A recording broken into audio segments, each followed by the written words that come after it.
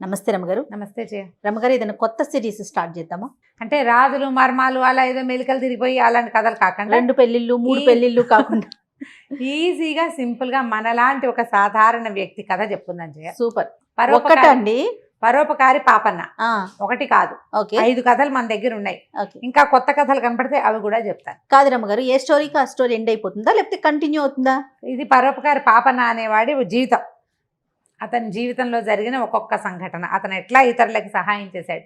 మామూలుగా మనకు కూడా ఎక్కువ మందికి హెల్ప్లు చేసేవాళ్ళని పరోపకారి పాపన్న అంటుంటాం. అవునవును. ఇది 1950s చందమామలో వచ్చింది సిరీస్. బాగా పాత కథలే, బాగుంటాయి కథలు, సింపుల్గా ఉంటాయి కథ, ఇంతేనా అనిపించదు. ఓకే. ఇలా ఇతరులకు సహాయం చేయటం గురించి వాళ్ళు ఎంత మంచిగా చేస్తారో కొంతమంది, వాళ్ళని తెలుసుకోవడం చాలా బాగుంటుంది అనిపిస్తుంది. నాకు మహా ఇష్టం పాపన్న కథలు, తప్పకుండా బాగుంటాయి కథలు. పూర్వం ఒక రామాపురం అనే ఒక చిన్న ఊళ్ళో ఒక తల్లి కొడుకు ఉండేవాళ్ళు. తండ్రి లేడు. అయితే ఆవిడ కొంచెం పెద్ద వయసులోనే పిల్లాడు పుట్టాడు. కాస్త పెద్ద, ఆవిడ పెద్దది, పిల్లాడు చిన్న పిల్లాడు. వాడిని అందరూ పాపన్న అని పిలిచేవాడు. పాపాయి, పాపోడు అలా పిలుస్తుంటారు కొన్ని ఊళ్ళలో. ఆ పాపోడే పాపన్న అయ్యాడు. అయితే ఈ పాపన్న ఏంటంటే కొంచెం అమాయకుడు, మంచివాడు. ఎవరో ఒకళ్ళకి హెల్ప్ చేస్తూ ఉండేవాడు. వాళ్ళమ్మ పాపం పినికి సాయం చేయరా, పాపం వీళ్ళకి చేయరా పాపం అనేది మొదట. క్రమంగా వీడు ఎంతసేపు ఎవరో ఒకళ్ళకి సాయం చేస్తూ ఉండేవాడు. వాళ్ళమ్మ ఇలా అయితే ఎలాగరా సొంతం చూసుకోకపోతే అనేది. అంటే ఏమనేవాడు, పాపం వాళ్ళే పేదవాళ్ళమ్మ, వాళ్ళు మనకేమి ఇస్తారు అనేవాడు. ఎవరైనా ఏదైనా పని చేస్తుంటే ఒరే పాపన్న రారా సాయం పట్టరా అంటే సాయం చేయటం. ఒరే పాపన్న కాస్త ఇది ఎవరికైనా ఇచ్చిరారా, వాళ్ళు ఎవరికైనా అక్కడ పోయి అక్కడ ఇచ్చేయటం. ఇక ఎంతసేపు వాళ్ళకి ఆ పని చేయటం, వీళ్ళకి ఈ పని చేయటం, ఇదే. సొంతానికి ఏమీ లేదు. ఎక్కడైనా ఓ చోట పని చేసి ఓ ఉద్యోగంలాగా చేసి 10 రూపాయలు తెచ్చుకోవాలి, ఏదైనా నేర్చుకోవాలి. వీడు పని చేయటమే, ఆ పని చేయటం, ఈ పని చేయటం, అన్ని పనులు వచ్చు, అవే వస్తాయి అంతేగా. ఇప్పుడు ఎవరో దున్నుతున్నారనుకో, ఈ పూట పని మనిషి రాలేదు, వాడు ఎవడో రాలేదురా, నువ్వు కూడా రావా అంటే వెళ్ళిపోతాడు. ఈ బరువు ఎత్తవా అంటే వెళ్ళిపోతాడు. నీళ్ళు తెచ్చిపెట్టవా అంటే వెళ్ళిపోతాడు. వాళ్ళమ్మ చెప్పేది కానీ అతను వినేవాడు కాదు. అలాగే గడిచేది. అయితే ఏమైంది, కొంతకాలం కాస్త పెద్దవాడు అయ్యాక వాళ్ళమ్మ ఒకనాడు ఏకాదశి నాడు ఉపవాసం, ద్వాదశి వచ్చింది. వస్తే ఆ పూట దేవుడికి ఏదో చేసి పెడదామని అనుకుంది. చేసి పెట్టాలి, ఏదైనా దేవుడికి నైవేద్యం పెట్టుకోవాలి, పాయసము అవి పెడదామనుకుంది. అయితే పాయసం పెట్టదలుచుకుంది కదా, అందుకని ఏమందంటే కొడుకుని బెల్లము, తర్వాత మినువులు, పప్పు బెల్లము, నెయ్యి తెమ్మని చెప్పింది. ఒక ఏదో చేతిలో పెట్టింది రూపాయి. సరే అది జేబులో పెట్టుకున్నాడు. వాటి కోసం బయలుదేరితే ఆ ఊళ్ళో ఒక రెడ్డి గారినాడు. ఆయన గుమ్మ మీద కూర్చుని ఉన్నాడు. ఒరే పాపన్న సమయానికి కనపడ్డావరా, మా పని మనిషి పనమ్మాయి పని చేస్తుంది రామి, అది రాలేదురా, ఇంకా చాలా ఆలస్యం అయిపోయింది, ఇంట్లో గొడవగా ఉంది, మేము కూడా ఎక్కడికో వెళ్ళాలి, కాస్త రామిని కేకేసుకురారా అన్నాడు. ఇతను పప్పు పాయసం మాట మర్చిపోయాడు, వదిలేశాడు. ఇంకా రామి వాళ్ళ ఇంటికి వెళ్ళాడు. రామి దగ్గరికి వెళ్తే ఆ రామి దానికి 2-3 ఆవులు ఏవో ఉన్నాయి, పాలు పిండి ఎవరికో పోస్తుంది. ఏమంది, ఇవాళ పొద్దున్నే ఆవు తన్నింది బాబు, అదేమిటో సెటిల్ అవ్వలేదు, దాన్ని సర్దేసరికి ఇంత సమయం పట్టేసింది, రెడ్డి గారు గోలెడుతున్నారు ఏమిటోను, సరే పాలు తీసాను, ఒక పని చేయవా, కాస్త ఈ పాలు తీసుకెళ్ళి నా వతన వాళ్ళకి ఇచ్చేవా బాబాబు అంది. అదెంత భాగ్యం, ఇస్తాలే అన్నాడు. బాగానే ఉందిగా, రెడ్డి గారి పని అయ్యింది, రామి వెళ్ళిపోతుంది, ఆయనకు తొందర కదా, పోనీ రామి పని అవుతుంది, పాలు మనం ఇచ్చిస్తే సరిపోతుంది. పాలు పుచ్చు బయలుదేరాడు. పాలు పుచ్చుకెళ్తుంటే పురోహితుడు కనిపించాడు, ఆ ఊరు పురోహితుడు. ఆయనేమో ఏదో పెద్ద బరువు మోసుకొస్తున్నాడు. అబ్బా పాపడా భలే కనపడ్డావురా సమయానికి, కాస్త ఈ బరువు మోసిపెట్టరా నాయన, కాస్త దీన్ని తీసుకెళ్ళట్టు కన్నం గారి ఇంటి వైపుకి పెట్టవా అనేసరికల్లా, అయ్యో దాందేముంది స్వామి, అదే అలాగేనని ఆ పాల వాళ్ళకి పాలు పోసేసి ఈ బస్తా ఎత్తుకున్నాడు. ఈయన దగ్గర నుంచి సంచులు ఏవో బరువులు ఉన్నాయి, దేవాలయానికి కావాల్సిన సామాన్లు. సరే అవన్నీ మోసుకుంటూ కరణం గారి వీధిలోకి వెళ్ళాడు ఆయనతో పాటు. తీరా అక్కడికి వెళ్ళేసరికల్లా కరణం గారు కనపడ్డారు. ఒరే వంట అయిపోవచ్చింది, కానీ బియ్యం కావాలి, బియ్యం కొట్లో చెప్పొచ్చాను, ఓసారి నాతో రా, ఇవాళ పనివాడు రాలేదు, బియ్యం బస్తా పట్టుకోద్దు కానీ అన్నాడు. బియ్యం బస్తా ఆయనతో పాటు వెళ్ళి బియ్యం బస్తా మోసుకొచ్చాడు. వంట అయిపోయింది వాళ్ళ ఇంట్లో. వాళ్ళు ఏమన్నారు, అన్నం తినేసి వెళ్ళాను. అట్లా అన్నాలు పెట్టేవాళ్ళు, వాళ్ళు ఏమీ ఇవ్వకపోవటం కాదు, శ్రమకి తగిన డబ్బు కాదు కానీ ఆ సమయానికి ఏదో ఇచ్చేవాళ్ళు. సరే వాళ్ళ ఇంట్లో అన్నం తిన్నాడు, పొట్ట నిండిపోయింది కదా. ఇలాగే వాళ్ళకి వీళ్ళకి సాయం చేసుకుంటూ 3 అయ్యేసరికి ఇల్లు చేరాడు. వాళ్ళ అమ్మంది, ఒరే పప్పు పాయసం పాలు నెయ్యి పప్పులు ఏవిరా అంది. ఈవిడ బెల్లము మినపప్పు నెయ్యి చెప్పింది. ఏవి అయ్యేసరికల్లా అమ్మ అయ్యో ఇలా రకరకాల పనులలో ఉండిపోయానంటే వాళ్ళ అమ్మ కేకలేసింది, వరే ఇందేం పిచ్చిరా, ఇంత పరోపకారమా, ఉండొచ్చు తను మాలిన ధర్మం చేస్తే ఎట్లా, నీ పని మానుకుని, నీకు పని లేదనుకో పోని, నేను చెప్పా కదా, అయినా సరే నువ్వు వెళ్ళిపోయావు చూడు అని కేకలేసింది. సరే ఆవిడకి విసుగు పుట్టింది, వీడిని ఎక్కడైనా పెట్టాలి, ఏం చేయాలని కరణం గారిని పురోహితుడిని ఆ ఊళ్ళో ఉన్నారు కదా పెద్దవాళ్ళని, పిల్లాడు దారి తప్పిపోతున్నాడండి, ఏదో పనులు చేసుకుంటూ తిరుగుతూ ఉంటాడు, చెరువుకి వెళ్తాడు చేటకెళ్తాడు, నేను ఏదో ఒకటి చెప్పండి వీడికి అనేసరికి ఆయన వాళ్ళు ఏమన్నారు, బాగా ఆలోచించి కోణంగిపురం అని ఒక ఊరుంది మనకు దగ్గర ఊరు, 2 ఊళ్ళ అవతల, అక్కడ ఒక మంచి గురువు గారు ఉన్నారు, ఆయన దగ్గరికి పంపిస్తే చదువుకుంటాడు, పిల్లాన్ని చదువుకుంటే వాడికి వచ్చే తెలివితేటలు వస్తాయి, అమాయకుడు ఇప్పుడు ఏ పని చెప్పినా చేసేస్తాడు. అబ్బాయి నాకు కుదరదండి ఇలాంటి సమాధానం చెప్పడానికి రాదు, అందుకని అక్కడ పంపమన్నారు. సరే ఈవిడేం చేసింది, అలాగేనని కాస్త వీడి సంచికించి సర్దింది. పాపన్న కూడా ఆసక్తే, చక్కగా వేరే ఊరు వెళ్ళొచ్చు, వేరే మనుషులు చూడొచ్చు అని ఒప్పుకున్నాడు. వెంబడి పెట్టు తీసుకెళ్ళి ఏం చేసింది, ఆ కోణంగిపురానికి వెళ్ళారు. ఆ గురువుగారి ఇంట్లో చూసేసరికల్లా గురువుగారు బాగానే ఉంది, అట్లాగేనమ్మా వదిలిపెట్టు చెప్తాలే చదువు అన్నాడు. ఒక్క పూట గడిచేసరికి ఆయనకు అర్థమైంది వీడికి మహాపనుల పిచ్చి, పైగా పరోపకారం పిచ్చి. పరోపకార పుణ్యాయ పాపాయ పరపీడనం అని ఒక శ్లోకం, అది వీడికి కంఠతా వచ్చు. పరోపకారం అవసరం కదండి అంటాడు, పరోపకారార్థం ఇదని శరీరం, ఇలాంటి ఒక 5-6 శ్లోకాలు బాగా గట్టిగా వల్లవేయించాడు ఆయన. అంతే పరోపకారార్థం ఫలంతి వృక్షాహ అని చెప్తారు, వృక్షాలు పరోపకారార్థమే ఫలిస్తే పండుతాయి, నదులు కూడా పరోపకారార్థమే, మేఘాలు కూడా పరోపకారార్థమే, పరోపకారార్థం ఇదని శరీరం, కాబట్టి పాపయ్య కూడా అంతే పరోపకారే అని చెప్పి ఆయన యథాశక్తి తన ఇంట్లో పనులన్నీ చేయించుకుని, అయ్యో ఒక 4 సంవత్సరాలు 5 సంవత్సరాలు ఉంచుకుని ఏదో 4 ముక్కలు చెప్పాననిపించి వచ్చాయి అనిపించుకున్నాడు.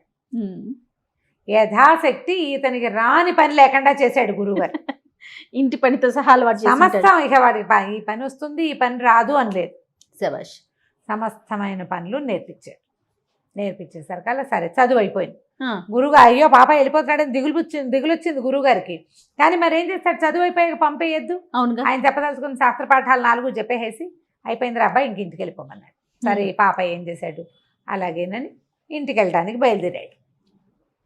ఈ ఇంటికి బయలుదేరుతుంటే ఏమైంది, వచ్చాడు దారిలోకి, కొంచెం దూరం ఉందిగా వీళ్ళింటికి వాళ్ళింటికి, అయితే ఈ చిట్టడవిలోకి ప్రవేశిస్తుంటే 2 రాజభటులు పరిగెడుతున్నారు, వాళ్ళకి ముందు బట్టలు చిరిగిపోయి ఒక కుర్రాడు పరిగెడుతున్నాడు, పట్టుకోండి అని అరుస్తున్నారు.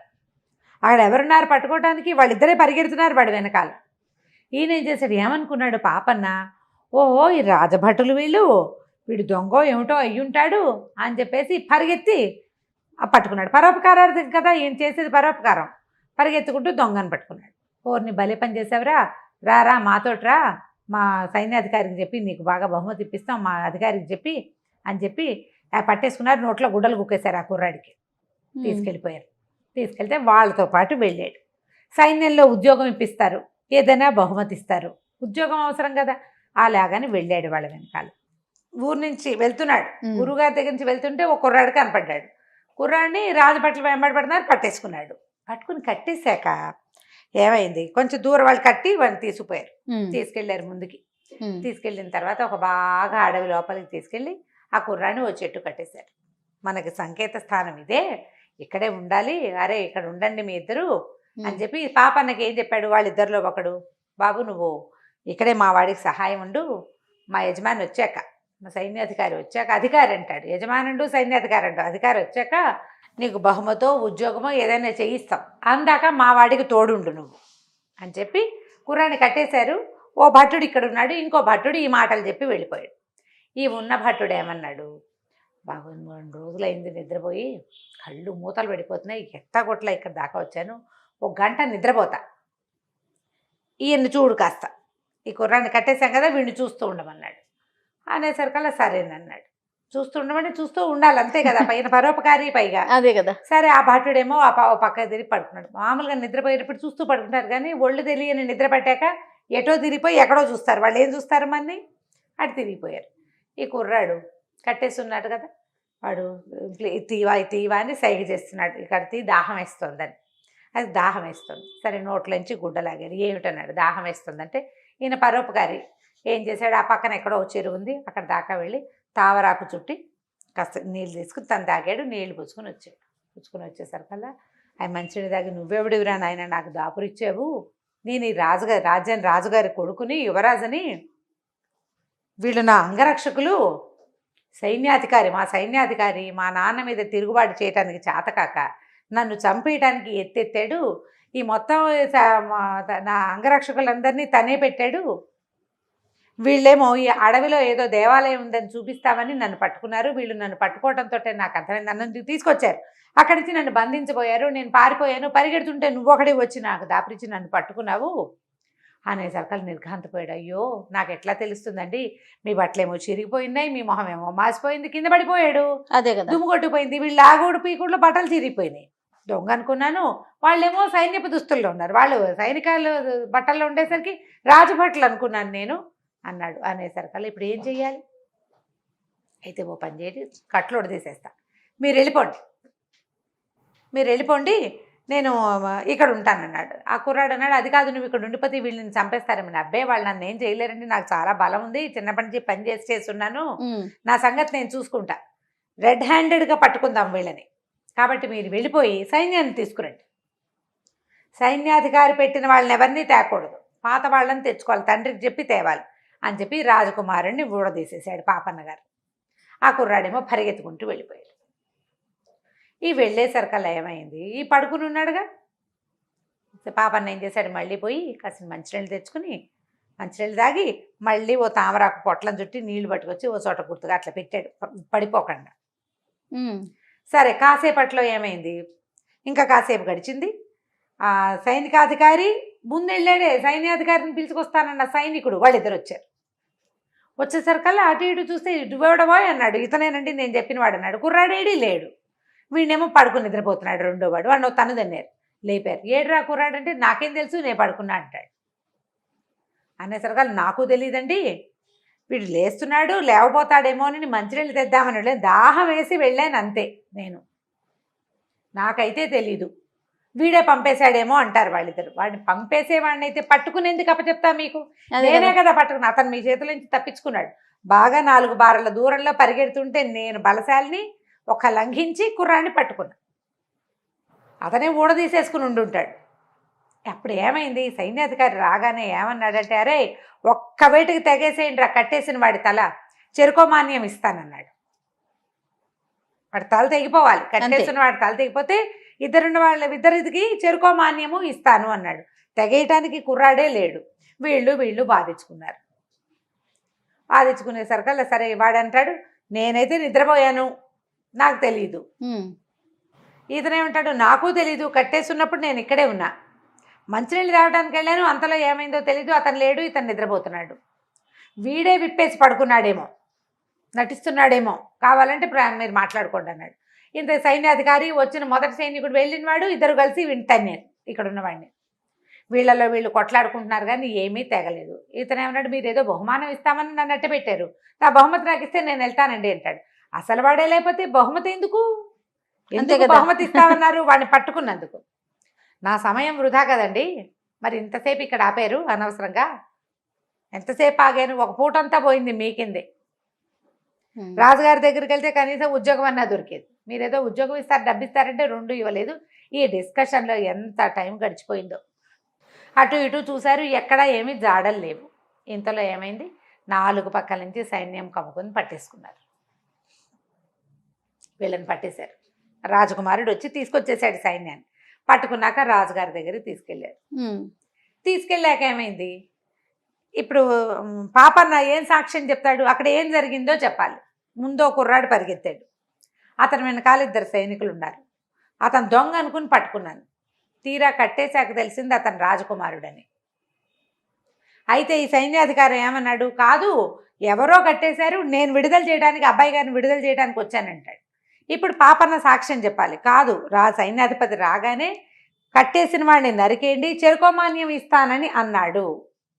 ఇప్పుడు సైన్యాధికారి కట్టేసింది, ఇద్దరు సైనికులు కట్టేశారు. వాళ్ళిద్దరికి శిక్ష ఇస్తే సరిపోతుంది, సైన్యాధికారి తప్పించుకోవచ్చు. అతని మీద ఎలిగేషన్ ఏం లేదు, అభియోగం లేదు కదా.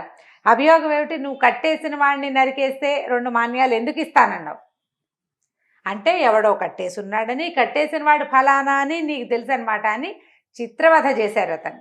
మొత్తానికి అతను బయట పెట్టాడు. రాజకుమారుని సంహరించి ఇది కొట్టేయడానికే ఈ ఎత్తు వేశాను అని. సరే, రాజుగారు చాలా మెచ్చుకున్నాడు. చాలా మంచివాడిపోయి నువ్వు, వాళ్ళకి సహాయం చేసావు, మాకు సహాయం చేసావు. తొలిగా తప్పించుకున్నాడు అనుకో రాజకుమారుడు, మొదటిసారి తప్పించుకుంటే సైన్యాధిపతికైనా దొరికిపోయేవాడు.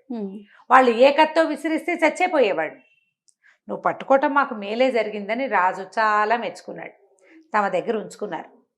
ఉద్యోగం చేయమన్నారు. ఏదైనా ఉద్యోగం ఇస్తామంటే రాజుగారు అబ్బాయి పాపనే ఉన్నాడు, నేను చదువు అయ్యాక మా ఇంటికి వెళ్ళలేదండి, మా అమ్మని చూసొస్తా, అమ్మని చూసొస్తానంటే వీళ్ళు ఏమన్నారు, పల్లెటూరు వాడు, ఏదో చిన్న బతుకువాడని రాజుగారి అబ్బాయి 1000 మొహరీలు ఇచ్చాడు ఇతనికి. రాజుగారు రాజముద్ర ఉన్న సంచిలో పోసి ఆ సంచిని 1000 రూపాయలు, 1000 మొహరీలు అంటే అంతంత నాణేలు అవి ఇచ్చి చేతిలో పెట్టాడు. జాగ్రత్తగా వెళ్ళు, ఎవరైనా సహాయం ఇమ్మన్నావా అంటే నాకెందుకండి సహాయం, నా దగ్గర ఏముంది, వెయ్యేగా, అంతకైతే వాళ్ళకే ఇచ్చేస్తా అంతే, పర్వాలేదు నేను వెళ్తాను అన్నాడు. రాజకుమారుడు పదే పదే చెప్పాడు, నువ్వు వెళ్ళాక మీ అమ్మకి అప్పులు సప్పులు ఉంటే అవి తీర్చి మీ అమ్మని తీసుకుని రా, మా దగ్గరే ఉద్యోగం చేద్దు కానీ, నా దగ్గరే ఉందు కానీ అని పదే పదే చెప్పాడు. సరేనన్నాడు. సరే, ఆ మొహరీలు సంచి పుచ్చుకుని కొంచెం ఏదో 1-2 బట్టలు ఏమున్నాయి అతని దగ్గర, 2 పూటలు అక్కడే హాయిగా గడిపి తర్వాత ఊరు బయలుదేరాడు. వెళ్తున్నాడు. ఊరు వెళ్తుంటే ఏం కనపడింది, ఒక దూరంగా ఒక చెట్టు మీద, ఒక చెట్టు ఒకడెవడో తాడేసి కడుతున్నాడు. తాడు ఎందుకు వేస్తున్నారు అని ఆలోచించాడు. సాధారణంగా తాళ్ళు అవి ఎవరు కడతారు, ఉయ్యాలలు అవి కట్టుకుంటారు, ఏదైనా వస్తువులు వెళ్ళాడేస్తారు, ఉట్లు కడతారు. ఇది నట్టడవి, పిట్ట సంచారం లేదు. అయ్యో వీడెవడో ఊరు పోసుకుంటున్నాడు ఏమిటోనని పరిగెత్తుకుంటూ వెళ్ళాడు. ఆగాగు, చచ్చిపోవద్దు చచ్చిపోవద్దు, ఉండు ఉండు ఉండని పరిగెత్తేసరికల్లా తీరా ఒక దౌర్భాగ్యుడు ఎవడో అక్కడ ఊరి పోసుకుంటున్నాడు. అడిగాడు, ఎందుకు ఊరి పోసుకుంటావు ఏమిటంటే, అయ్యో నాకున్న కష్టాలు అన్నీ కాదండి, చాలా కష్టాల్లో ఉన్నాను నేను, ఎంత ఇబ్బందుల్లో ఉన్నానో చెప్పరాని బాధలు ఉన్నాయి నాకు, మరి నేను అందుకే చచ్చిపోదలుచుకున్నాను అంటే, ఏమిటి నాయనా అంత కష్టం ఏమిటో చెప్పంటే, నాకు 300 వరహాలు కావాలండి, 300 ఉంటే నేను బతికేయగలుగుతాను, 300 వరహాల అప్పులు, అవి తీరిస్తే కానీ మా ఊళ్ళోకి నన్ను అడుగు పెట్టనివ్వరు, నాకు చాలా బాధలు ఉన్నా, నా వల్ల కాదు, అందుకని చచ్చిపోదలుచుకున్నాను అనేసరికి ఈయనేమన్నాడు, సంచి తీసి 300 లెక్క పెట్టాడు. ఇదిగో 300 వరహాలు తీసుకో, చచ్చిపోవద్దు, బతుకు హాయిగా అనంగానే ఇతను ఏం చేశాడు, 300 వరహాలు ఇవ్వగానే ఆ డబ్బు ఇట్లా గావంచాలో మూట కట్టుకున్నాడు, ఉత్తరీయాల్లో గబగబా మూట కట్టుకుని పరిగెత్తుకుంటూ వెళ్ళిపోయాడు. ఈ పాప నాకు అర్థం కాదు, నేను నీకు సహాయం చేస్తానన్నా, డబ్బులు ఇస్తే వాడు ఎందుకు పారిపోతున్నాడు, వాడు ఎందుకు పారిపోవాలి, అక్కడి నుంచి ఉండి మాట్లాడచ్చు కదా, దానికి అర్థం కాలే. సరే ఏమైటో లేని అటు ఇటు చూసేసరికి అలా చెట్టు కింద ఒక చిన్న మూట కనపడింది. అయ్యో వీడు ఎందుకు పరిగెత్తాడు, అసలు ఇతనికి ఇంకా ఏమీ పూర్వాపరాలు కనుక్కోలే, నీదే ఊరని, పెళ్ళయిందా అని, అదా ఇదా బాగా కనుక్కుని సహాయం చేస్తాడు. ఇతనికి అట్లా కాదు, అడగంగానే చేసేసే గుణం పాపం. చూస్తే చెట్టు కింద ఒక మూట, చిన్న మూటే, బట్టల మూట, అది ఊడ తీస్తే కొత్త బట్టలు ఉంటాయి.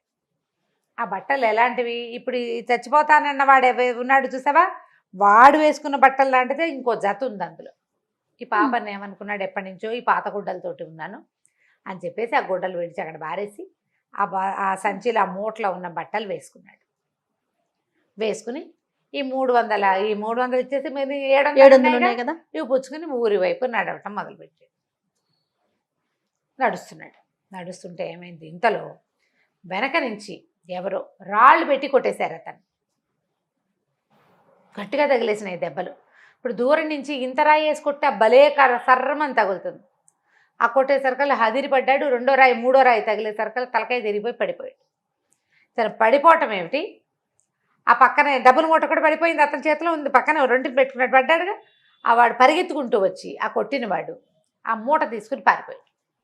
ఇంతకీ ఆ మూటని దొంగిలించుకుని పారిపోయిన వాడు ఎవడో కాదు, ఇంతకుముందు ఇతనితో 300 సహాయం చేయబడిన వాడే. ఇతని దగ్గర డబ్బులు ఉన్నాయని తెలిసింది కదా, ఇంకా డబ్బులు ఉన్నాయని. వాడే ఆ డబ్బుల కోసమే వాడు అది తలకాయ పగలగొట్టేసి ఓడి దుర్మార్గుడు అక్కడి ఇచ్చి డబ్బులు పుచ్చుకుని పారిపోయాడు. ఇప్పుడు దీనికి పూర్వకథ ఏమైందంటే, ఎవడైతే కుర్రాడు సూసైడ్ చేసుకుంటున్నాడని డబ్బులు ఇచ్చేసాడు పాపన్న కదా, ఆ శ్యామన్న వాడి పేరు. ఆ శ్యామన్న ఏంటంటే వాడికి ఒక కథ ఉంది. వాడు ఏమిటి కొంచెం తొందరగానే పెళ్ళయింది, తండ్రి లేడు తల్లి వాడు. అయితే వీడికి ఏంటంటే కొంచెం చుట్టుపక్కల అప్పులైనాయి. పెళ్ళయింది కానీ పిల్లని కాపరానికి తెచ్చుకోలేదు. పాత రోజుల్లో అలా చేసేవాళ్ళు కదా. అత్తమావ ఎంతసేపు ఉత్తరాలు రాయించారు, కబుర్లు పంపిస్తుంటారు, పిల్లని కాపురాన్ని తీసుకెళ్ళండి అని. కానీ వీళ్ళు ఆ పని చేయలేదు. వాళ్ళ అమ్మ కూడా శత పోరుతుంది, కాపురాన్ని తెచ్చుకుందాం పిల్లని తెద్దానరా అని. వీడికి ఇక్కడ అప్పులున్నాయి. ఈ బాకీలు వాళ్ళు ఒత్తిడి తెచ్చేస్తున్నారు. వాడికి ఉన్న చిన్న ఇల్లు కూడా స్వాధీనపరచుకోవడానికి. వీడికి ఉన్న బాకీలు వాళ్ళ అమ్మకి తెలియదు.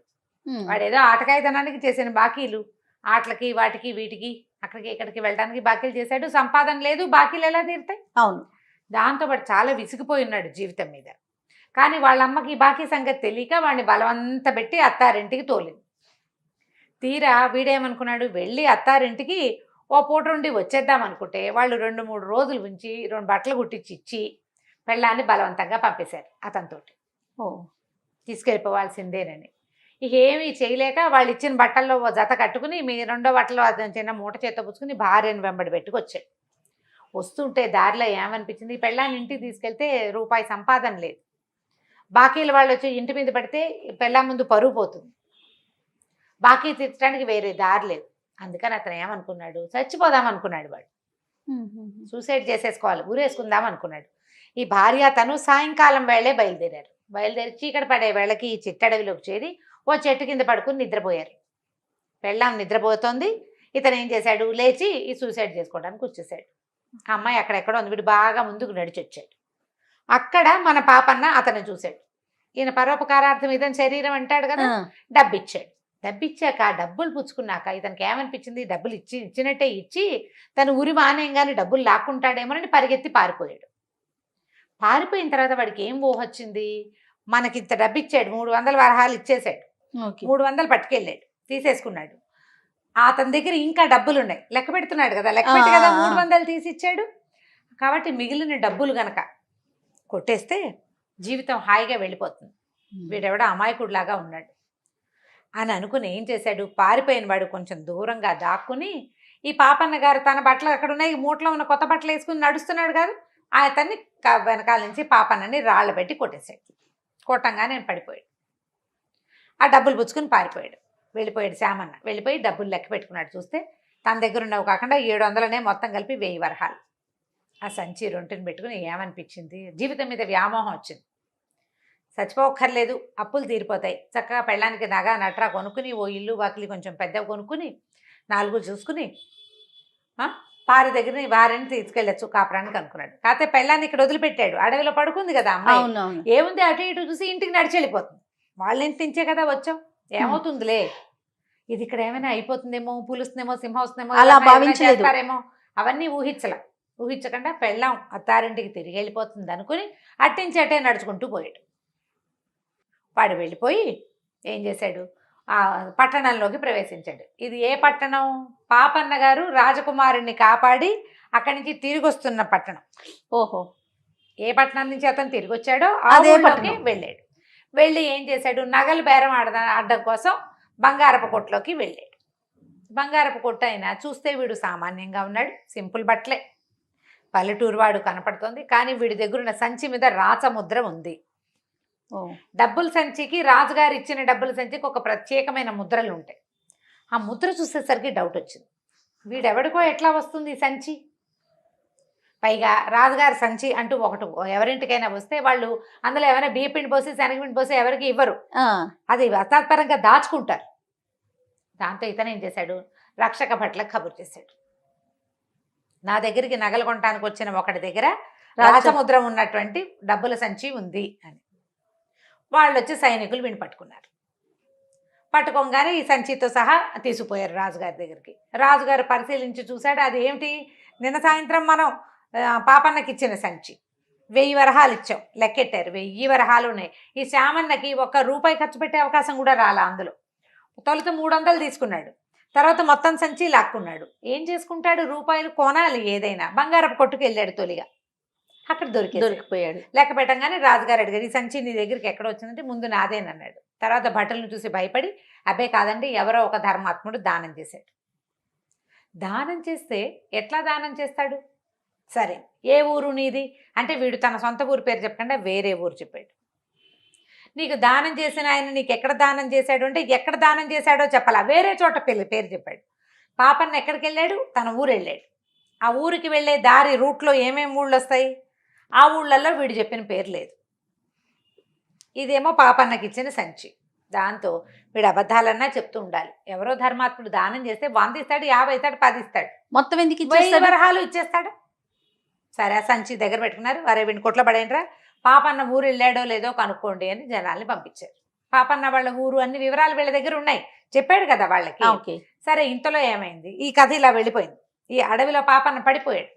ఈ పాపన్న దగ్గరికి ఎవరు వచ్చారు, ఎవరో ఒకళ్ళు రావాలి, మనుషులు చూడాలి కదా పడిపోయిన వాడిని. ఆ దారి పెద్దగా జనాలు తిరిగే దారి కాదు. కాకపోతే శ్యామన్న భార్య గదిలో అక్కడ పడుకుంది అడవిలో. ఆ అమ్మాయి నిద్ర లేచి చూసింది, మొగుడు అటు ఇటు ఎక్కడా కనపడలేదు. సరే ఏమనుకుంది, అయ్యో ఏమిటి ఏమైపోయింది అని అనుకుని వెనక్కి వెళ్తే పుట్టింటికి వెళ్ళిపోవచ్చు. ఆ పిల్ల ఇప్పటికి 5-6 సంవత్సరాలుగా అత్తారింటికి వెళ్ళిపోవాలని తహతహలాడిపోతాం. ఒకవేళ పొరపాటున తను ఏదో నడుచుకుంటూ వెళ్ళిపోయాడేమో, లేపైనా ఏటైనా వెళ్ళినా తన ఇంటికే కదా చేరతాడు. అందుకని అత్తారింటికే దారి వెతుకుతూ అయినా ఎవరో ఒకళ్ళని అడిగైనా, అన్ని ముందు అడవి దాటితే ఏదో ఊరు రాదు, ఊర్లో ఒక దారి అడిగి వెళ్ళొచ్చు. అందుకని ముందుకే దారి తీసి, ఈ ముందుకు తీసిన దారి ఎటు, ఎక్కడైతే శ్యామన్న పాపన్నని కొట్టిపడేశాడో అక్కడ. ఆమె దూరం నుంచి నడిచిస్తుంటే చూస్తే ఎవరో మనిషి బోర్లా పడి ఉన్నట్టు కనపడుతున్నాడు. ఆ బట్టలు అమ్మాయికి తెలుసు, భర్తకి కుట్టించారు నాన్న. 2 చొక్కాలు 2 ధోవతలు కొన్నాడు. గుర్తుపట్టింది చొక్కాలు. అమ్మో నామగుడే పడిపోయాడని పరిగెత్తుకుంటూ వచ్చింది. ఆ పిల్ల పెళ్ళి 8-9 సంవత్సరాలు అయింది. ఆ పెళ్ళికి దానికి ఒక 10 ఏళ్ళు లేదా 9 ఏళ్ళు. ఈ భర్తని అప్పుడు చూసిందే లేదు, పెళ్ళి అయింది అంతే. ఇవి వచ్చాక కూడా కాపురానికి పంపించేటప్పుడు వీళ్ళు అవి ఇవి చేశారు. మొగుడు వైపు చూస్తే అందరు చుట్టుపక్కల నవ్వుతారు. సిగ్గుబడి ఎప్పుడు బాగా మొగుడిని పరకాయించి వాడు ఎంత పొడుగు ఎంత ఎత్తు సరిగ్గా తెలియదు అమ్మాయికి. బట్టలు తెలుసు, ఆ బట్టల్లోనే ఒకడిక్కడ పడిపోయి ఉన్నాడు. చూసి కంగారు పడింది. ఏం చేసింది, చేతిలో ఏవో అవి ఇవి ఉన్నాయి, బట్టలు తెచ్చుకుందిగా, చిన్న మూట ఉంది ఆ అమ్మాయికి. అటు ఇటు చూస్తే సరే ఆ పవతలు ఎక్కడో నీళ్లున్నాయి, గబాలను కాసిన నీళ్లు బట్ట తడిపి పట్టుకొచ్చి మొహం మీద నీళ్లు జల్లి లేవదీసింది. లేవదీసేసరికల్లా ఈ లేవదీసింది ఎవరో అనుకుంటాడు, ఆయనకేం తెలుసు. అయ్యో ఇట పడిపడి అతను లేవదీసి లేచి కూర్చునేసరికల్లా సిగ్గుపడి దూరంగా నుంచుంది. పోయి మొగుడికి దగ్గరికి వెళ్తాం అమ్మాయికి అలవాట్లేదు, దూరంగా నుంచునేసరికల్లా లేచి చూసుకున్నాడు. చూస్తే తల వెనకాల బొప్పి కట్టింది. అబ్బో బొప్పి గట్టిగా కట్టిందని, ఎవరు నీళ్లు చల్లిందని చూస్తున్నాడు. అమ్మాయి నువ్వేనా నీళ్లు చల్లిందంటే తలకాయ భూమిలో పాతేసి అవునది. మొహం చూపించట్లా, సిగ్గుపడుతుంది అనమాట. అమ్మాయికి సిగ్గు ఎక్కువ. అక్కడి నుంచి ఏమన్నాడు, ఈ కొట్టిన వాడు ఎవడో నా సంచి పట్టుకుపోయినట్టున్నాడు అని చెప్పి చూసుకున్నాడు. సంచి లేదు. ఈ పిల్లకి గుర్తేమిటి, బట్టలు మాత్రమే. సరే అక్కడి నుంచి లేచి నడవటం మొదలుపెట్టాడు. ఈ అమ్మాయి మొగుడే కదా, ఆయన వెనకాలే నడవటం మొదలుపెట్టింది. 1 నిమిషం అయ్యాక చూసుకున్నాడు. ఎవరమ్మా, ఏమిటి, నీకేమైనా అవసరమా, ఇక్కడ ఒకదాన్ని ఎందుకున్నావు ఏమిటి అని అడిగాడు. అమ్మాయి తెలిపోయింది. ఏమిటి ఇలా అడుగుతున్నాడు, మొగుడు ఇలా అడుగుతున్నాడు ఏమిటి అనుకుని, ఈ తగిలిన దెబ్బకి వీడికి మతిపోయి ఉంటుంది. ఈయనకి మతిపోయింది. తన నా భర్తకి వెనకాలే వెళ్తే ఎప్పటికో అప్పటికి రోగం కుదురుతుందిలే అని ఏం మాట్లాడలే. ఆయన మళ్ళీ నడుస్తున్నాం, వెనకాల నడిచేస్తుంటే ఇంకొంచెం ముందుకు వెళ్ళాక, అమ్మాయి చెప్పు నీకేమైనా సహాయం కావాలంటే చేస్తాను, పరోపకారార్థం ఏదో శరీరం అన్నాడు. అనేసరికల్లా అమ్మాయి ఏమంది, ఏడుపు మొహం పెట్టేసరికల్లా సరే మీకు ఎవరు లేరా అంటే లేరంది. సరేలే పోనీ నేను మా ఇంటికి వెళ్తాను, నా వెనకాలేరా, మా అమ్మ నీ సంగతి కనుక్కుంటుందిలే అన్నాడు. ఈ అమ్మాయికి ఏం తెలుసు, భర్తకి ఇంట్లో తల్లి ఒక్కతే ఉంది, పాపన్న కూడా తల్లి ఒక్కతే కాదు ఉంది, అన్ని మ్యాచ్ అయినాయి. మా అమ్మ నాన్న మా అక్క తమ్ముడు అని ఏం అనలా. మా అమ్మ ఉంది ఇంటి దగ్గర పెద్దది, ఆవిడ నీ సంగతి కనుక్కుంటుందంటే సరేలే అక్కడికి వెళ్ళాక అత్తగారైనా తన్ని గుర్తుపట్టకపోతుందా, వీడు రోగం కుదరకపోతుందని వెనకాలే నడుచుకుంటూ వెళ్ళింది. ఇంటికి వెళ్ళేసరికల్లా వాళ్ళ అమ్మ దూరం నుంచి చూసి ఏరా నాయనా వచ్చావురా అంది.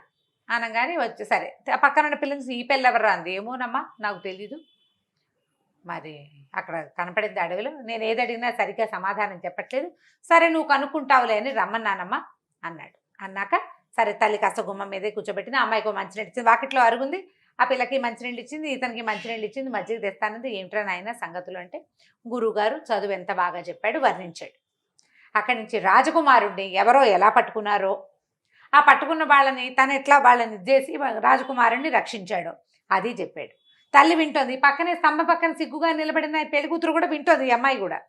అక్కడి నుంచి ఏం చెప్పాడు, వాళ్ళు 1000 వరహాలు ఇచ్చారమ్మా. వచ్చే దారిలో ఒక దౌర్భాగ్యుడు ఎవడో పాపం సూసైడ్ చేసుకుంటూ కనపడ్డాడే, పాపం వాడికి 300 వరహాలు ఇచ్చాను. ఏముందిలే, పరోపకారార్థం ఏదో శరీరం ఇచ్చేశాను. వస్తుంటే ఎవరో నెత్తి మీద కొట్టారమ్మా. మరి అక్కడ వెళ్ళిపోయిన వాడు, డబ్బులు ఇచ్చిన వాడివి బట్టలు ఉంటే కొత్త బట్టలు, వాడు సంచి ఎందుకు వదిలిపెట్టాడో తెలియలేదు, ఆ బట్టలు ఎత్తి వేసుకున్నాను. మరేమో ఎవరో నేను నెత్తి మీద కొట్టారు, 700 పోయినాయమ్మా. వాళ్ళ మంది పోతే పోయినాయి నాయన, బతికొచ్చావు అంతే అంతే చాలు. ఇదంతా వింటున్న ఈ అమ్మాయికి అర్థమైంది, ఓహో వీడు మన మొగుడు కాదు. ఓకే. అయితే ఊరు పోసుకోబోతున్నాడు, కష్టాలు చెప్పాడు, తనకి ఇబ్బందులు చెప్పాడు అని ఎవరినైతే చెప్తున్నాడో అతను తన భర్త. ఆయన బట్టలే ఈయన కట్టుకున్నాడు, కానీ ఈయన మళ్ళీ కొట్టింది ఎవరో తెలియదు. కొట్టిన వాడు ఎవడో ఉండాలి, అది ఎవరో తెలియదు. ఈ 10 నిమిషాలు కూడా గడవక ముందే రాజభట్లు వచ్చేసారు గుర్రాలు వేసుకుని. పాపన్న గారు ఇల్లు చేరాడంటే ఇల్లు చేయరాని, లక్షణంగా చేయరాని అనేసరికల్లా వాళ్ళు ఏమన్నారు, మీకు రాజుగారు ఇచ్చిన డబ్బుల మూట ఏది అని అడిగారు. అడిగితే లేదు, నేను ఎవరికో ఇచ్చాను, ఎవరో నన్ను కొట్టి మిగిలిన డబ్బులు పట్టుకుపోయారు అంటే, ఒకడు ఆ డబ్బుల మూటతోటి డబ్బులతోటి దొరికాడు. ఓహో, దొరికాడా? ఎలా ఉన్నాడు ఏంటంటే, నువ్వు వేసుకున్న బట్టలు లాంటివే వాడు వేసుకున్నాడు అని చెప్పారు. అదే చొక్కా, అదే పంచ అనగానే అప్పుడు ఈయనకి ఏం స్ట్రైక్ అయింది, ఓహో వాడే మొదట 300 ఇచ్చిన వాడే నన్ను కొట్టుంటాడు అనుకుని. వెంటనే ఈ పక్కన ఈ అమ్మాయి కూడా అర్థమైపోయింది. అతనేమో నువ్వే ఇచ్చావని చెప్తున్నాడు, తర్వాత ఏమో నేనే తీసుకున్నానంటాడు, ఏం చేస్తాను చెప్తున్నాడో నిజం చెప్పటం లేదు. అందుకని రాజుగారు వాడిని ఖైదు చేయించారు, నేను తీసుకురమ్మన్నారు. అనగానే ఇతను అమ్మాయి పద్మ వచ్చి, ఆ పిల్ల పేరు పద్మ, వచ్చి కాళ్ళు పట్టుకుంది, అయ్యా నా భర్తను రక్షించండి, నన్ను కాపురాన్ని తీసుకెళ్ళమని మా అమ్మ నాన్న చాలా బలవంత పెట్టారు, అక్కడ ఏమి చెప్పలేక తీసుకొచ్చాడు, మీ పెళ్ళాన్ని నాతో కాపురానికి మా ఇల్లు వాకిలి సరిపెట్టడం కోసమే ఇంత పని చేస్తుంటాడు, రక్షించండి మమ్మల్ని అని కాళ్ళు పట్టుకునేసరికల్లా సరే అమ్మాయి ఇక్కడ ఉండు, నేను వీళ్ళతో వెళ్ళొస్తానని వెళ్ళేసరికల్లా అక్కడ ఒప్పుకున్నాడు, నేనే ఇచ్చాను, పోనీలేండి పాపం పెళ్ళాం కూడా ఉంది, వాళ్ళు బతకద్దు, వాడు ఏవో కష్టాల్లో ఉన్నాడు అని డబ్బులు ఇచ్చేయటానికి ఒప్పుకున్నాడు. రాజుగారు ఎక్కిరిచ్చారనమాట, నీకు ఇచ్చిన బహుమానం ఒకటి కొంత ఇచ్చావు, కొంత వాడు లాక్కున్నాడంటే పోనీలేండి తెలియక లాక్కున్నాడు. ఈ లోపల ఆ చామన్న కూడా కాళ్ళు పట్టుకున్నాడు, బాబు నన్ను క్షమించండి, ధనాశ పడ్డాను అనవసరంగా, మీరు ఇచ్చిన డబ్బులతో సంతోషపడి వెళ్ళిపోయినా సరిపోయేది, అనవసరంగా నేను ఇంత పని చేశాను, ఈ పని పొరపాటు చేశానని కాళ్ళు పట్టుకునేసరికల్లా సరే రాజుగారు నీ ఇష్టం అన్నారు, డబ్బులు ఇతనివి కదా మరి అంతేగా. ఇతను ఏం చెప్పాడంటే, బాబు నీ పెళ్ళాం నీ భార్య అమాయకురాలు, అమ్మాయి మొహం చూసి జాగ్రత్తగా ఉండు, డబ్బులు జాగ్రత్తగా ఏదైనా వ్యాపారం పెట్టుకో, కాస్త పొలం కొనుక్కుని బుద్ధిగా వ్యవసాయం చేసుకో, పిల్ల బుద్ధిమంతురాలు అని చెప్పి ఆ అమ్మాయిని వాడిని తన వెంట పెట్టుకుని తీసుకొచ్చి ఆ పిల్లని అతని చేతికి అప్పచెప్పి వాళ్ళ ఇంటికి పంపించేశాడు. ఆ 1000 నాణేలు వాళ్ళకే ఇచ్చేశాడు. ఊరంతా ప్రచారం అయింది వీడికి అమాయకుడు అని. మరి 1000 రూపాయలు ఎవరైనా ఇస్తారా? అదే కదా, కొట్టాడు కాబట్టి వాడికి శిక్ష పడాలనాలి. నేను దానం చేయదలుచుకుంది 300, మిగిలిన 700 నాకు ఇప్పించండి అనాలి. ఏమీ అనలా, పరోపకారార్థం ఇతని శరీరం అంటాడు. సరే వాళ్ళ అమ్మ ఏమనుకుంది, చదువు అయ్యి వచ్చాడు, ఏదో పని చేసుకుంటూ ఉంటాడు, రాజుగారు ఎట్లాగో ఉద్యోగం ఇస్తానన్నారు, అప్పుడప్పుడు వెళ్ళి రాజుగారు కనపడితే రాజుగారే సంబారాలు పంపిస్తాడు వీళ్ళింటికి. మరి రాజకుమారుడిని రక్షించాడు కదా, పిల్లాడికి పెళ్లి చేద్దామంటే ఆ ఊళ్ళో ఒక్కళ్ళు కూడా ఈయనకి పిల్లని ఇవ్వడానికి ఒప్పుకోలే. ఈ పాపన్నకి అమాయకుడు, ఒట్టి మట్టి బుర్ర, వీడితోటి కాపురం చాలా కష్టం. అందుకని ఎవరు పెళ్లి సంబంధం ఒప్పుకోవట్లేదు. వీళ్ళమ్మ ఏమనుకుందంటే, సరే ఇక పై ఊళ్ళ నుంచి ఎవరినైనా పిల్లని చూద్దామని పై ఊళ్ళో పెళ్లి ప్రయత్నం చేయటం మొదలుపెట్టింది. సరే పక్క ఊళ్ళల్లో ఒక పెళ్లి సంబంధం ఉందని, ఆ పిల్లకి ఎవరు లేరు, అనాథ. అయితే ఒక శ్రీమంతుడు ఆ పిల్లని చేరదీసి ఇంట్లో ఉంచుకున్నారు. ఆ పిల్ల వాళ్ళ ఇంట్లో పనంతా చేస్తూ ఉంటుంది. అయితే వాళ్ళు 100 వరహాలు ఇచ్చిన వాళ్ళకి పిల్లని ఇస్తామన్నారు. ఆ పిల్లని పెళ్లి చేసుకోవాలంటే ఆ శ్రీమంతుల ఇంటికి ఒక 100 వరహాలు ఇవ్వాలి. వాళ్ళు ఆ పిల్లని పోషించారు చిన్నప్పటి అని చెప్పి వచ్చింది ఒక సంబంధం. సరే వాళ్ళ అమ్మ ఏమనుకుంది, వరహాలకి ఏం కొదవ, మనకి ఇప్పుడు రాజుగారి ప్రాపకం లభించింది, సరే ఒప్పుకుంది. ఈవిడ వెళ్ళి పిల్లని చూసిందో చూడలేదో, సరే మొత్తానికి పెళ్ళిళ్ళ పేరై ద్వారా పెళ్లి సంబంధం కుదుర్చుకున్నారు. చుట్టుపక్కల వాళ్ళంతా ఓహో అన్నారు. పాపన్న కూడా సిద్ధపడ్డాడు పెళ్లికి. అయితే ఇతనికి పిల్లని చూసొద్దామని ఉంది, పిల్లని చూడాలంటే అడిగితే వీళ్ళంతా ఏమంటారో నవ్వుతారేమో అని కొంచెం సిగ్గుపడ్డాడు, మొహమాట పడ్డాడు, చిన్నవాడే కదా. అక్కడి నుంచి పురోహితుడిని కనుక్కున్నాడు. ఇతను ఏమన్నాడంటే, ఆ పిల్ల పొద్దున్నే పాలు తీస్తుంది, పొద్దుటి పూట వెళ్తే నీకు పిల్ల కనపడుతుంది. అక్కడ పాలు తీసేది ఆ పిల్లే. వాళ్ళ వాకిట్లోకి వెళ్ళి, వాళ్ళ గేట్లోకి వెళ్ళి, వాళ్ళతో పెరట్లోకి ప్రయాణం చేసావంటే ఏదో మామూలు మాట్లాడడానికి వెళ్ళినట్టు వెళ్ళు, పిల్లని చూసి రావచ్చు అన్నాడు. ఆయనకి ఎవరికి చెప్పొద్దని పెళ్లి కూతురికి నగలు కొనుక్కొస్తానమ్మా అని చెప్పాడు వాళ్ళ అమ్మకి. పెళ్ళి ఉన్నది పల్లెటూరు కాదు. సరే, వాళ్ళ అమ్మ కూడా సరేనంది. ఇతను ఏం చేశాడు, కాస్త డబ్బులు చిన్న మూట కట్టుకుని, చిన్న మూటలు కడితే అప్పట్లో ఇంత కూడా సంచులు ఉండేవి, డబ్బులు రొంటిని పెట్టుకున్నాడు. సరే, పొద్దున్నే ప్రయాణమై వెళ్ళాడు. వెళ్ళేసరికల్లా ఏమైంది, పెందరాళి వెళ్ళిపోయాడు బాగా. ఆ అమ్మాయిని తెల్లవారే చూడాలంటే పాలు తీసేది ఎప్పుడు పావు తక్కువ వరకు పాలు తీసేస్తారు. ఈయన 5 కాకుండా బయలుదేరాడు. నడిచి వెళ్ళాలి కదా. ఈ వెళ్ళే దారిలో ఏమింది, ఇంకా ఆ ఊరు సమీపిస్తుండగా ఒక అతను కింద పడి మూలుగుతున్నాడు. ఓ బండి ఉంది, ఆ బండి ఒక అమ్మాయి దిగి అతన్ని ఓదారుస్తుంది. వాళ్ళిద్దరూ వలవలా ఏడు చేస్తున్నారు. అమ్మాయి కళ్ళు తుడుచుకుంటుంది, అతను అమ్మో అయ్యో అని మూలుగుతున్నాడు. అయ్యో అయ్యో మీకేం కష్టం వచ్చిందంటే, పరోపకారార్థం ఇదం శరీరం అన్నారు మా గురుగారు, మీకు ఏమైనా సహాయం కావాలంటే చేస్తానన్నాడు.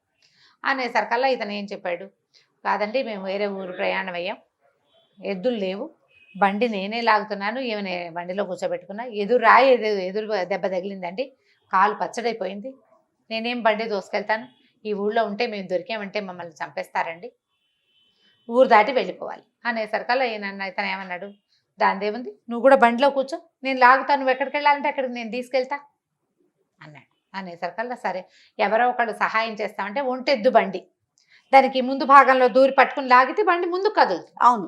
సరే, ఆ అమ్మాయిని ఎక్కమన్నాడు. ఈ పిల్ల ఇతన్ని కూడా ఎక్కించాడు. ఇద్దరు వయసులో ఉన్నట్టుగానే ఉన్నారు. ఆ అమ్మాయి కొంచెం చూపులకు బాగుంది, అబ్బాయి కూడా కుర్రాడు బాగానే ఉన్నాడు, ఈడు జోడుగా ఉన్నారు. సరే, బండి ఎక్కిన తర్వాత ఈ నడిచి తీసుకెళ్తున్నాడు, వాళ్ళిద్దరిని లాక్కెళ్తున్నాడు. అతను నడవలేడు కదా, కాలికి గట్టిగా దెబ్బ తగిలేసింది, నెత్తురు వస్తుంది. ఆ అమ్మాయి చీరచించి కూడా తడిపి కట్టేసింది కాలికి. ఆ కాలు చాపు కూర్చున్నాడు అతను. ఇతను మీరు దంపతులండి అని అడిగాడు పాపన్న. దంపతులు అవుదామనే బయలుదేరాం బాబు అన్నాడు. అదేమిటి దంపతులు అవ్వడానికి మీ ఇద్దరే బయలుదేరటం ఏమిటి అని అడిగేసరికల్లా ఏమన్నాడు, ఏం చెప్పాను బాబు, దీనికి అమ్మా నాన్న లేరు, మరి ఓ శ్రీమంతులు ఇంట్లో ఉంటుంది, నేనేమో వీళ్ళ పక్కింట్లోనే పని చేసుకుంటాను. సరే, దీనికి పెళ్లి సంబంధాలు వస్తున్నాయి, వాళ్ళు చూస్తున్నారు, ఆయనకి 100 వరహాలు ఇస్తే కానీ పిల్లనివ్వని అంటున్నాడు.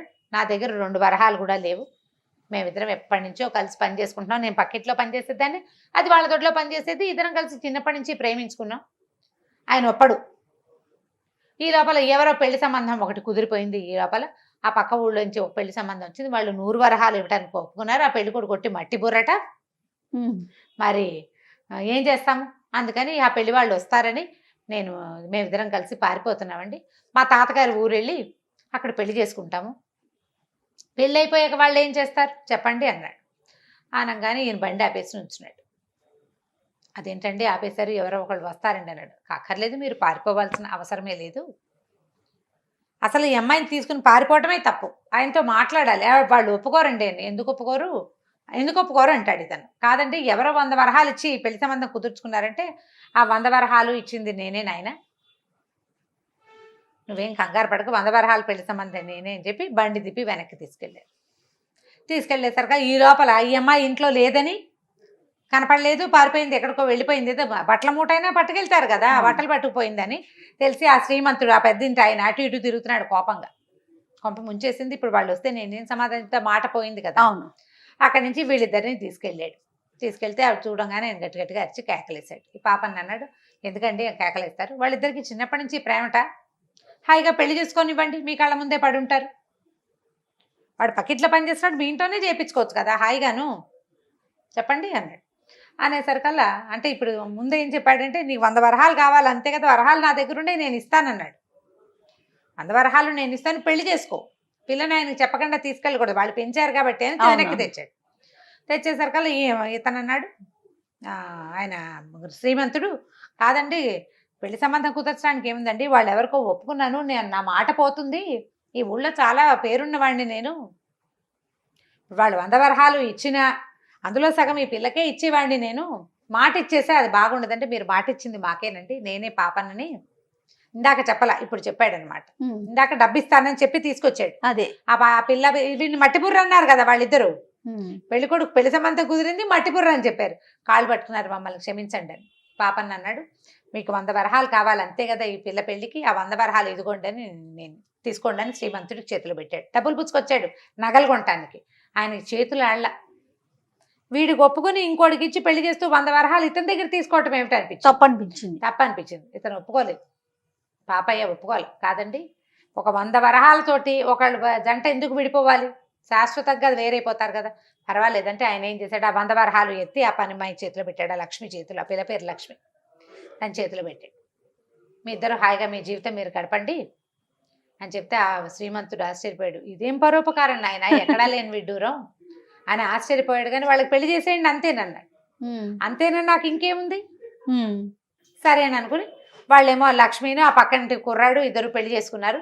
పాపన్నేమో ఇంటికి వచ్చేసాడు. వాళ్ళ అమ్మ లబో దిబోమని మొత్తుకుంది. ఇదేమిట్రా నాయన పెళ్లి చేసుకోమంటే, ఇవో డబ్బుకు డబ్బు పోయే, పిల్లకి పిల్ల పోయే, వాళ్ళకి పెళ్లి చేసి వచ్చావు ఎట్లాగరా నువ్వు అంటే, పోనీ అమ్మా పరోపకారం కంటే ఎక్కువ ఏమిటి అంటాడు. పాపం ఒక 100 తోటి వాళ్ళ జీవితం పాడైపోవాలా? అదే కదా, 100 వరహాలు ఎంతలో సంపాదిస్తాం, కూలీనాలు చేసుకుని రోజుకో రూపాయి కూడబెట్టినా కొన్నాళ్ళకి 100 అవుతుంది. పాపం వద్దు నాకు అలాంటి పెళ్ళి అన్నాడు.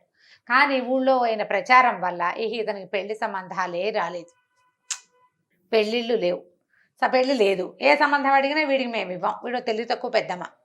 ఇందులో ఇతని మంచితనం ఎంత ఎక్కువ ఉందో ప్రజలకి తెలివి తక్కువతనంగా అర్థమవుతుంది. అది వీడు మందబుద్ధి, తెలివి తక్కువ వాడు, అవతల వాళ్ళంతా వీడిని ఎక్స్ప్లాయిట్ చేస్తున్నారు అనిపిస్తుంది కదా. దాంతో ఇక వాళ్ళ అమ్మ ఏమంది, ఇక నీ పెళ్ళి వదిరా నాయన, నాకు ఆశ పోయింది అంట మొదలెట్టి.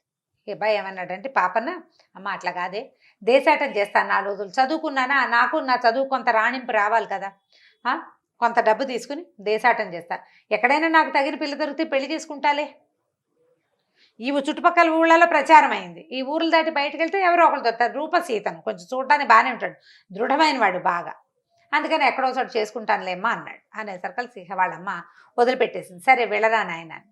అయితే ఏమైంది, ఇతను వెళ్తూ కూడా దారిలో ఎవరు ఏది సహాయాలు అడిగితే వాళ్ళకి సహాయం చేయటం, అడగక్కర్లా, ఎవరైనా బరువు మోసుకుంటుంటే నా చేతికి వెండి నేను పట్టుకొస్తాను, సహాయం చేస్తానండి, పరోపకారార్థం ఇదని శరీరం అంటాడు.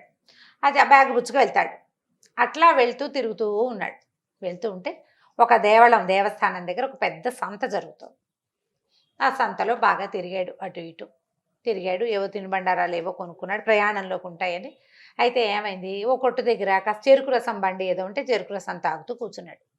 ఒక ముసలాయన చాలా బరువైన సంచిని మోయలేక మోస్తున్నాడు. మోస్తుంటే ఏమన్నాడు, అయ్యా ఇంత పెద్దవారు ఎందుకంటే ఈ సంచులు మోస్తున్నారు, ఎవరో మగపిల్లలు లేరు మీ ఇంట్లో అన్నాడు.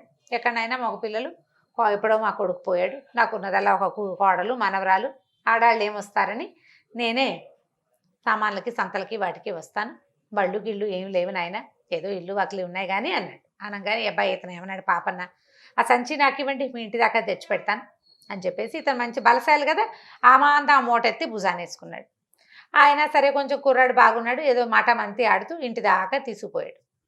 సరే కొంచెం చీకటి పడ్డ కాస్త వెలుగుండగానే ఇంటికి వెళ్ళారు. సరే లోపల నుంచి మంచినీళ్ళు తీసుకొచ్చారు, ఇచ్చారు. సరే వేరే ఊరు వెళ్ళాలి, ఇంకో ఊరు వెళ్ళాలి, అక్కడి నుంచి ప్రయాణం చేయాలి కదా, కొత్త ఊళ్ళు చూడాలి అతను.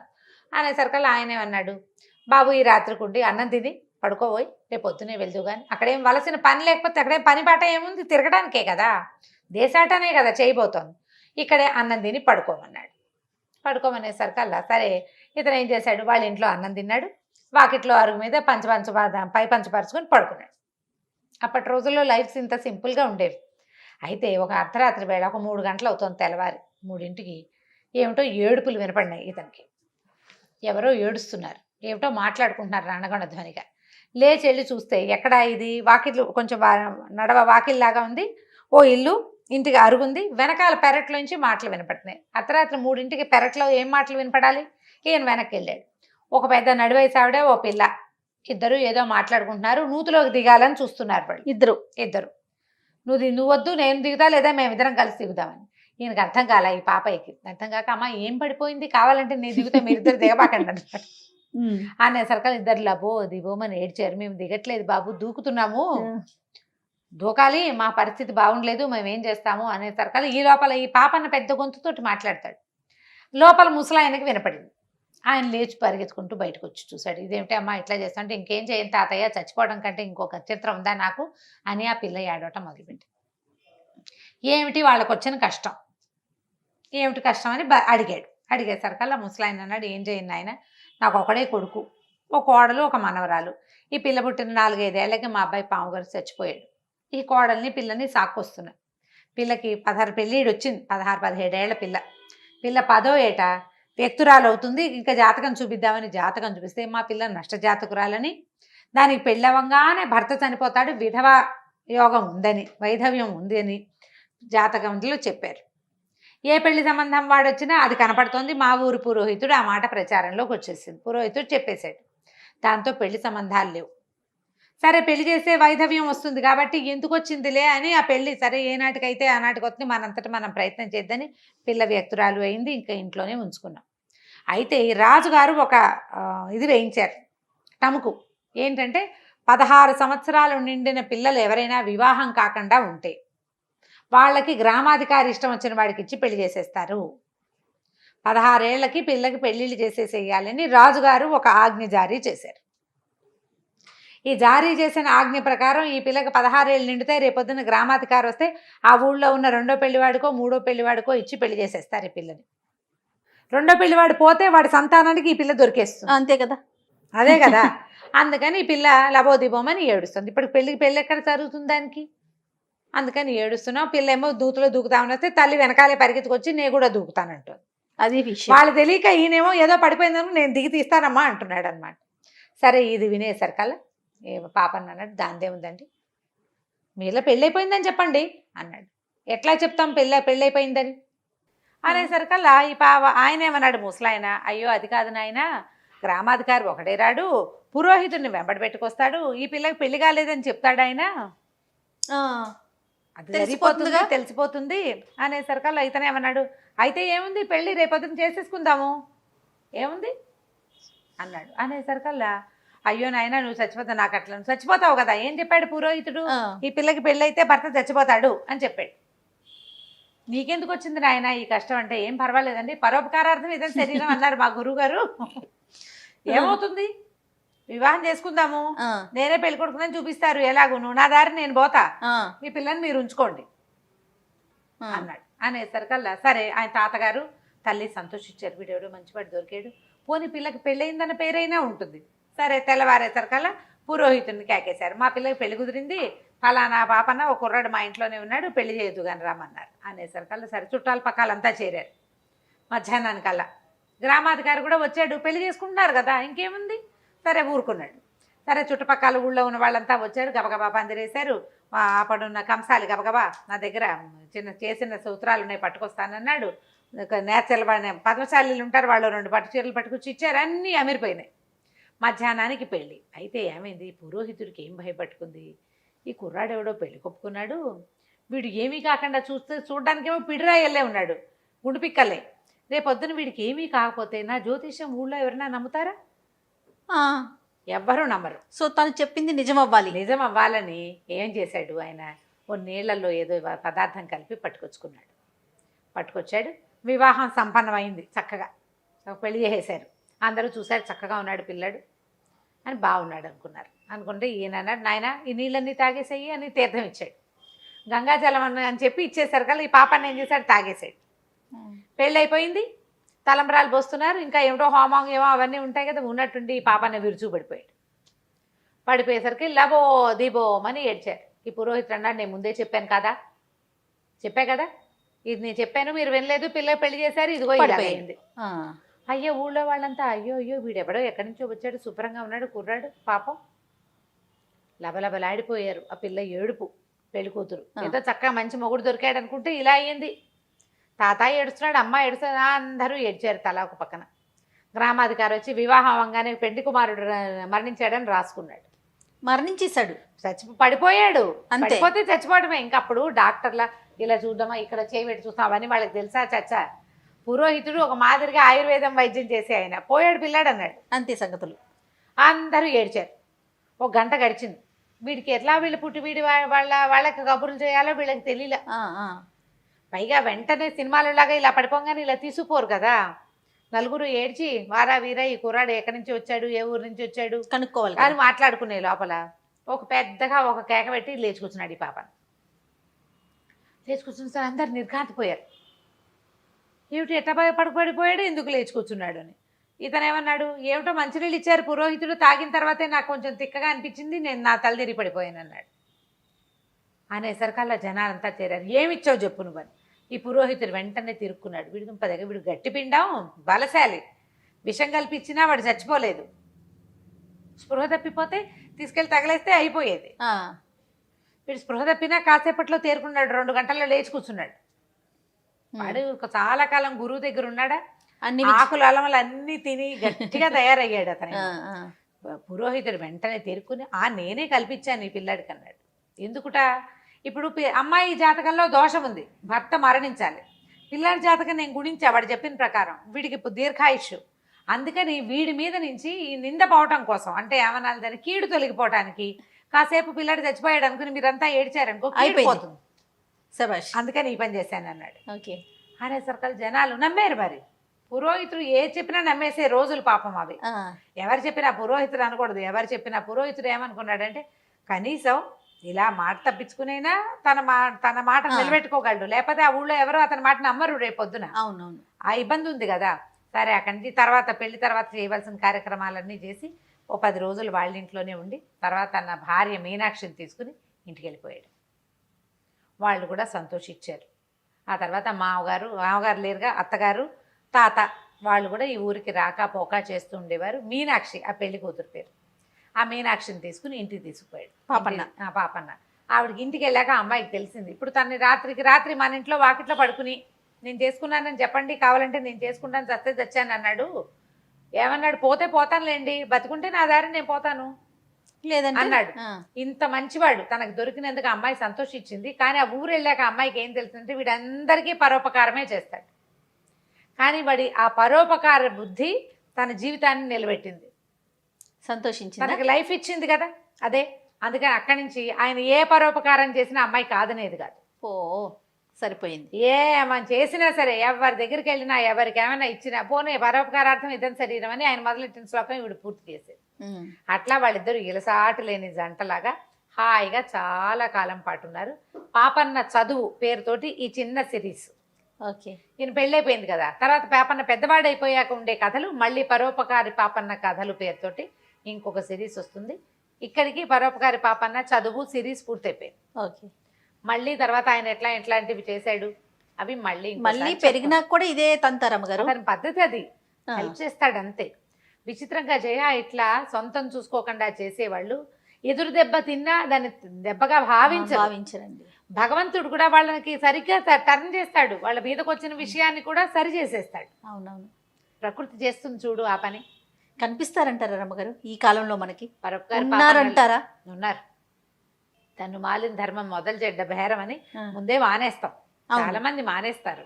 కానీ ఇప్పటికీ హెల్ప్ చేసేవాళ్ళు, ఇతరుల కష్ట నష్టాలని పట్టించుకునేవాళ్ళు వాళ్ళు లేకపోతే ఈ భూమి ఇలా ఉండేది కాదు, ఆకాశం పైన ఉండేది కాదు. ఉంటారు ఖచ్చితంగా. ఆకాశానికి పందిరి గుంజలు అవి లేకపోతే ప్రపంచం ఇట్లా నడవదు. ఎవరో ఒకళ్ళు ఇప్పుడు అందరికీ పరోపకారం కాకుండా కొందరికి చేసే వాళ్ళు ఉన్నా చాలుగా.